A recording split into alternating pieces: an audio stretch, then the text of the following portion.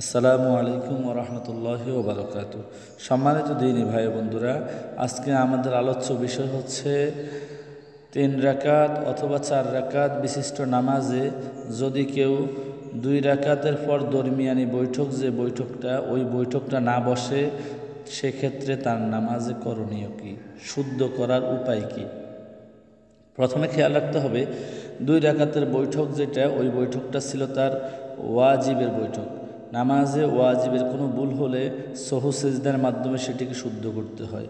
আর সহু সেজদা করতে হবে নামাজ যদি 3 রাকাতওয়ালা হয়, শেষ রাকাত পড়ে শেষ বৈঠক অর্থাৎ আখেরি বৈঠকে। 4 রাকাতওয়ালা হলে 4 রাকাত শেষ করে আখেরি বৈঠকে আত্তাহিয়াতু আবদুহু ওয়া রাসূলুহু পর্যন্ত পড়ে ডান দিকে সালাম ফিরিয়ে তারপর এক এক করে 2টা সেজদা দিবে এবং 2 সেজদাই অন্যান্য সেজদার মতো সুবহান রব্বিয়াল আলা যতবার তার পড়ার প্রয়োজন মনে করে সে ততবার পড়ে 2টা সেজদা দিয়ে আবার সোজা হয়ে বসে আত্তাহিয়াতু পুনরায় পড়বে, দুরূদ শরীফ পড়বে, দোয়ায়ে মাসুরা পড়বে।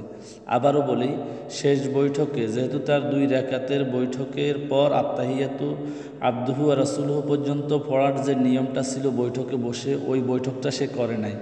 সেক্ষেত্রে তার 3 রাকাত অথবা 4 রাকাতওয়ালা নামাজের শেষ বৈঠকে সে বসে আত্তাহিয়াতু আবদুহু ওয়া রাসূলুহু পর্যন্ত পড়ে ডান দিকে সালাম ফিরিয়ে 2টা সেজদা করতে হবে। এই সেজদা 2টাকে সহু সেজদা বলে। তারপর আবার পুনরায় সে আত্তাহিয়াতু পড়তে হবে, বৈঠকে বসে দুরূদ শরীফ পড়তে হবে, দোয়ায়ে মাসুরা পড়তে হবে, সালাম ফেরাবে। তারপর এভাবেই পড়লে তার নামাজটা যে ভুলে ওয়াজিব রয়ে গেছে, ওই ওয়াজিবের ভুলটা তার সংশোধন হয়ে যাবে ইনশাআল্লাহ তাআলা।